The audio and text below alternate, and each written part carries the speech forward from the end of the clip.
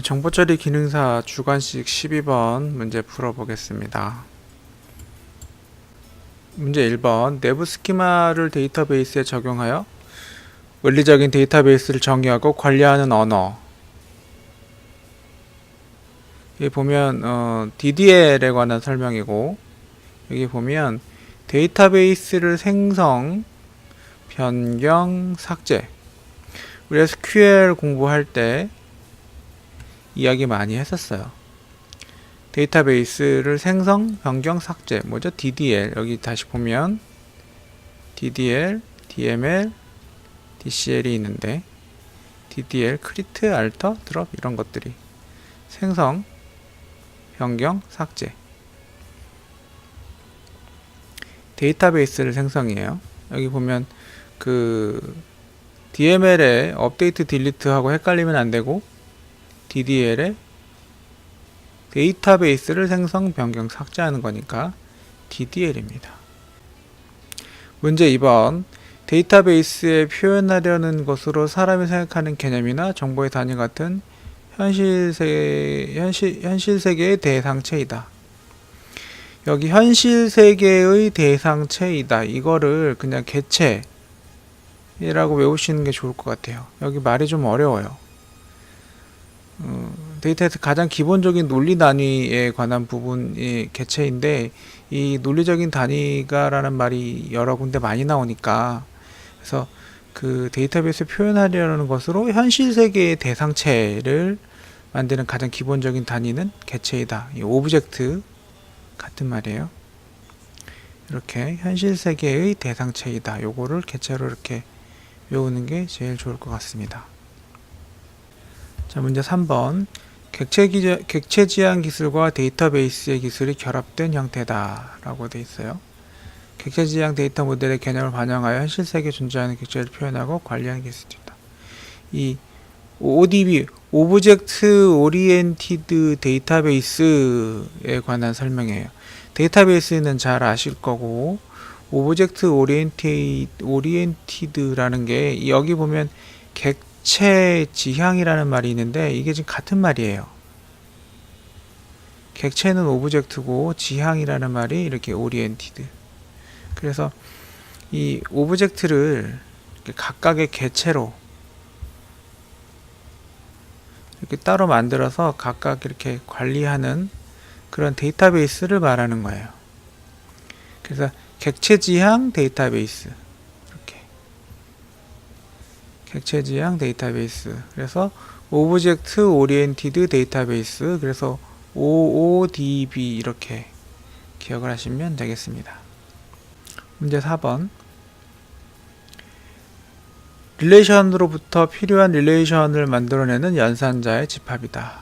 여기 보면 릴레이션과 연산자의 집합 요렇게 외워야 될 것 같고요. 릴레이션은 릴레이션이죠. 관계. 여기 보면 관계, 이거 릴레이션 같은 말이에요. 그리고 연산자의 집합이라는 거는 연산자는 더하기 빼기 이런 것들이 연산자고, 집합은 모여 있어요. 여기 보면 이런 것들이 이 관계 대수를 말하는 건데, 연산자의 집합인데 더하기 빼기 어떤 기호라고 보시면 되겠죠. 그런 거, 이게 관계 대수. 이게 지금 관계 대수예요. 관계 대수. 그래서 릴레이션을 만들어내는 연산자의 집합은 관계 대수. 이렇게 외우도록 하십시오. 문제 5번 참조 무결성 제약 조건이 설정된 기본 데이터를 삭제할 때 그 다른 테이블 데이터도 연쇄적으로 삭제해. 자, 테이블을 드랍할 때 드랍 테이블 A 이렇게 지금 테이블이 두 개가 있어요. 그런데 리스트릭트 하고 캐스케이드 두 개를 줄 수가 있어요. 이 드랍 테이블은 테이블을 지워요. 이 테이블 자체를 없애겠다라는 말인데, 여기 보면 이 푸드 아이디하고 이 푸드 아이디가 서로 같은 아이디고 이렇게 연관이 이렇게 있어요. 이거 이제 외래키라고 하겠죠. 이렇게 서로 연관이 이렇게 있을 때, 관계가 이렇게 있을 때, 릴레이션이 있을 때, 이런 관계가 있더라도 있더라도 다 지워요. 그러니까 캐스케이드예요. 다른 테이블의 데이터들도 연쇄적으로 삭제. 연쇄라는 거는 이렇게 이어서 이거와 이거를 같이 지워요 라는 말이죠. 다 같이 지워진다는 말이고, 이 리스트리트는 지우지 않는다는 뜻이죠. 우리 쿼리 할 때 배웠을 텐데. 그래서 여기 보면 캐스케이드에 관한 설명이에요. 자, 이것도 데이터들도 연쇄적으로 다 같이 지워요. 삭제돼요. 라는 거죠.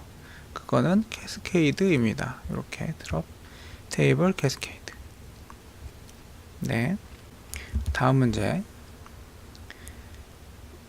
집안의 각 공간의 설비를 뭐 인터넷으로 연결해서 보면은, 그래서 사이버 홈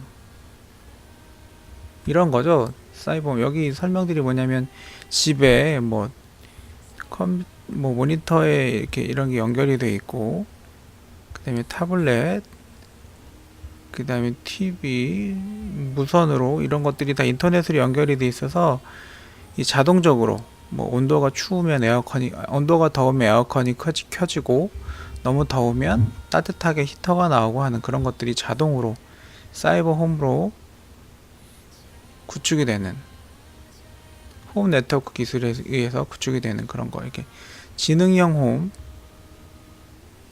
지능형은 뭐 생각을 하거나 두뇌 이런 것들이죠. 지능형 홈. 그래서 집안이 이렇게 마치 두뇌처럼, 머릿속에 있는 두뇌처럼 집안이 자동적으로 관리가 되고 하는 그런 기술을 말하는 겁니다. 지능형 홈. 그래서 사이버 홈이라는 말이 있으면 이렇게 지능형 홈으로 생각해서 적을 수 있어야 될 것 같아요. 자, 문제 7번. 문제 7번은 국제 또는 국내 기업 간, 회사란 말이죠. 회사와 회사 사이에 이런 말이죠. 그래서 서식을 상호 교환, 서로 주고 받아요. 그래서 지금 이거는 뭐 이제 그 EDI에, 지금 이건 EDI에 관한 설명인데, EDI가 되기 전에는 이렇게 뭐 팩스를 보내면 사람이 직접 받고 이런 식이었는데, EDI가 도입이 되면 EDI와 EDI 컴퓨터끼리 서로 자료를 주고받아서 쉽게 이렇게 기업 간의 회사끼리 서로 의사소통, 서로 이야기 할 수 있는, 그러니까 정보를 서로 상호 교환할 수 있는 그런 시스템을 말하는 거예요. 그래서 EDI, 일렉트로닉 데이터 인터체인지, 전자자기로 데이터를 서로 주고받아요. 이게 상호 교환, 이게 인터체인지 같은 말이죠. EDI입니다. 다음 문제. 자, 이건 유비쿼터스에 관한 문제예요. 유비쿼터스는 여기 보면은 이 뜻 자체는 언제 어디서나 다 있어요 라는 뜻이 라틴어에서 왔다고 하고, 그러니까 집에 있는 뭐 냉장고, 컴퓨터, 그 다음에 뭐 밥솥 이런 것도 될 수가 있을 것 같고, 그런 것들이 다 인터넷이 연결이 돼서 어디에서나 네트워크를 접속해 쓸 수 있는 그런 시스템을 말하는, 지금 웬만큼 많이 돼 있죠. 이런 걸 유비쿼터스라고 하고, 여기 보면은 언제 어디서나 자유롭게 네트워크에 연결해요, 들어가요, 이런 말이죠. 자유롭게 네트워크에 들어갈 수 있는 환경을 유비쿼터스라고 하고, 이거 한글로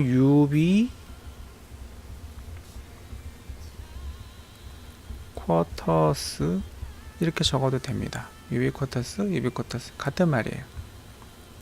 네. 자, 문제 9번. 원래 컴퓨터 시스템의 내부 동작 원리나 수준 높은 컴퓨터 프로그램으로 심취하여 열심히 던 사람들 뭐 이런 건데, 여기 보면 다른 컴퓨터에 불법으로 침입하여 들어가요. 하면 안 되는 범죄 불법으로 들어가요. 자료를 보거나 뭐 파괴, 변조 이렇게 하는 거예요. 해커 말하는 거죠. 해커. 이렇게 같이 한글로 써도 됩니다. 해커. 불법으로 침입하는 거는 해커다. 이렇게 기억을 하시면 될 것 같네요. 자, IP 주소를 사용자가 원활하게 사용할 수 있는 주소 체계인 도메인 이름에 여기 보면 원래 이 그 도메인이라는 거는 그 주소가 이렇게 돼 있어요. www. 이렇게 되어 있는 거를 접속을 인터넷을 쓰려면 바로 알 수가 없어요. 이렇게 숫자로 되어 있는 주소를 알아야 돼요. 그래서 이 그 도메인으로 되어 있는 주소를 이게 숫자로 IP로 요거는 IP라고 하고 요건 도메인이라고 하는데,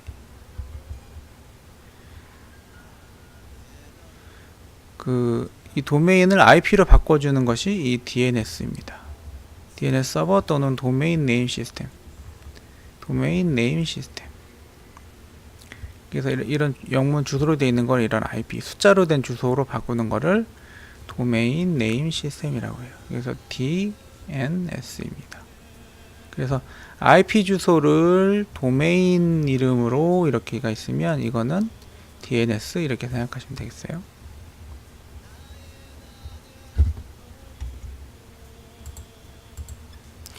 자, 11번. 이거는 인터넷 서비스 트랜슬레이트 도메인 네임 into IP 어드레스. 아까 방금 공부했던 DNS 같은 거죠.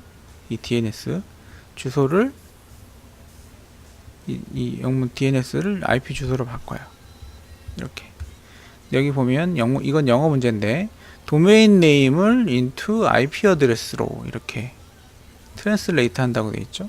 DNS입니다. 자, 이거는 디바이스 모듈레이션이 아날로그 시그널 투 인코드 인포메이션 디스트리뷰션 투 디코드.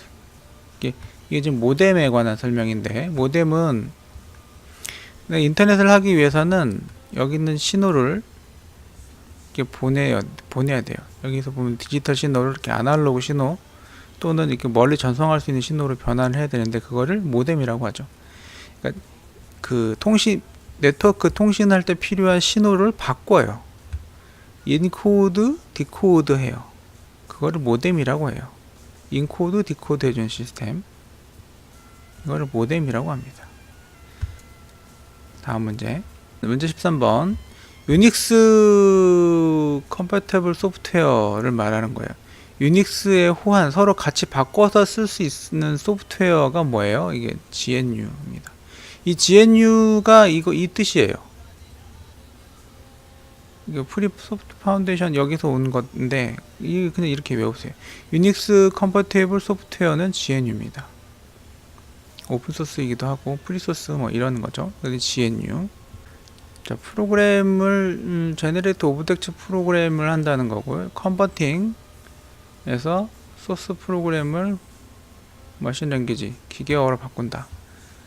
그러니까 컨버팅 머신 랭귀지. 소스 프로그램을 여기 보면은 이런 소스 프로그램을 컴파일러가 이렇게 오브젝트 코드 기계어로 바꿔주죠. 그거를 뭐라고 해요? 컴파일러라고 해요. 우리 필기 연습할 때 공부를 한번 했을 거예요. 그래서 어떤 그 소스 프로그램을 기계어로, 컴퓨터가 알 수 있는 기계어로 머신 랭귀지로 변환해 주는 거를 컴파일링이라고 하고, 그거를 하는 거를 컴파일러라고 한다고 하죠. 컴파일러에 대한 설명입니다. 자, 이건 FTP에 관한 설명의 문제네요. FTP, 더 Protocol for Exchanging File. 그러니까 이 FTP는 그 파일을 서로 전송하기 위한 프로토콜이에요. 프로토콜은 서로 이렇게 서로 이야기하는 그런 방법? 규격이죠, 규격. 어떻게 말해요? 어떻게 서로 이야기해요? 그래서 FTP, 그러니까 주로 파일을 주고받을 때 어떻게 이야기를 할 건지 규격에 관한 거예요.